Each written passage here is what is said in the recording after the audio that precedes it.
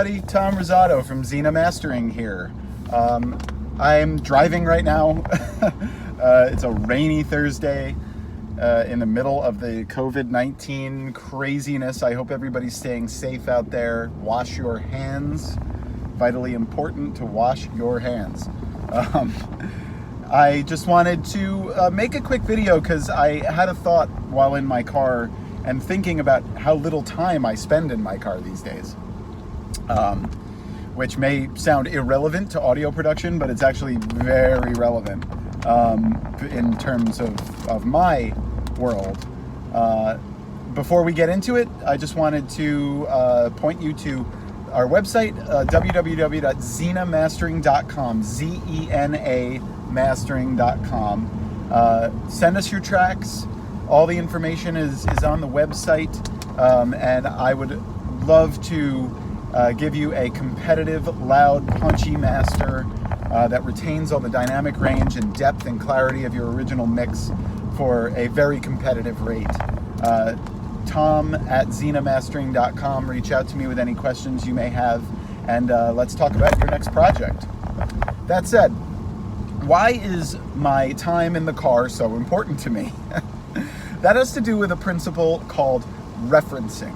And for the audio engineers out there, you're very familiar with this concept, but I just wanted to let the novices out there know, and the people who are just getting into this know just how important referencing is. Let's talk about what it is first.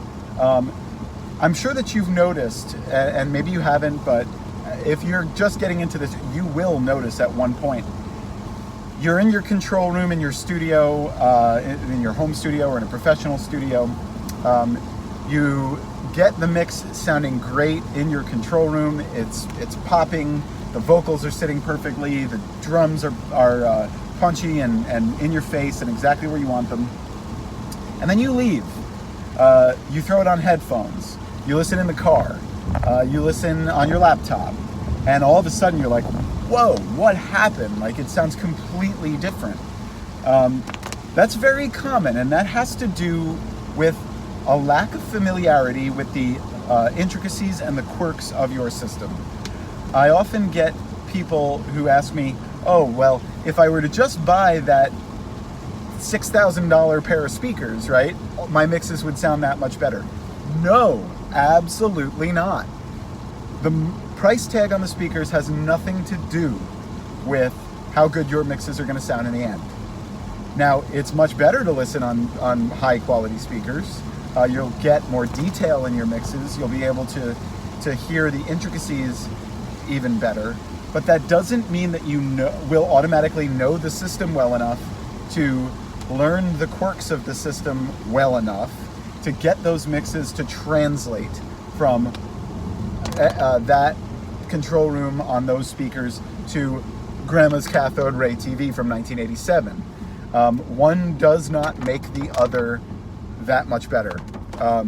A lack of familiarity with a very expensive, very nice system is not any better than a lack of familiarity with a $10 pair of speakers. Either way, your mixes are not going to translate well. Referencing is taking the guesswork out of that. There are two ways to do it. The first way, listen to your mix in the control room, get it sounding good in the control room, then take it into the car. I spend a lot of the time during the day in the car listening to my mixes. I'm the technical director of a theater in Poughkeepsie, New York. I live 45 minutes away from where I work, where I used to work a lot more, but you know, live sound is not really happening right now. So I've been in the studio a lot, but I would listen to my mixes on the way to work, take notes, listen to my mixes on the way home, take notes. I'd listen on my phone, on my laptop, on earbuds. The more systems you listen on, and the more you average out those intricacies, those inconsistencies, the better your mixes are going to sound translating from system to system. That's one way to reference. The other way to reference is to, in your control room, say you live in a city and you don't have access to a car, or you only have your one pair of speakers and your one pair of headphones. That's it. reference your mix against commercially viable mixes, or I'm sorry, commercially produced mixes that you have access to. So say you're a country music artist and you really like the sound of the latest Jason Aldean single. Import that into Pro Tools or into Logic, whatever you use, and listen to your mix and A/B it back and forth between your mix and the Jason Aldean mix. Take notes. Jason Aldean's kick drum is sitting in this frequency pocket. It is a little bit louder than the bass. It has a little bit more presence than the bass. The vocals are not sitting way on top like a lot of pop tracks. They're back in the mix a little bit. They're blended with the background vocals, as an example. And then apply those mix specifics, those mix aesthetic choices in Jason Aldean's mix to your mix. So those are the two ways that you can reference a mix.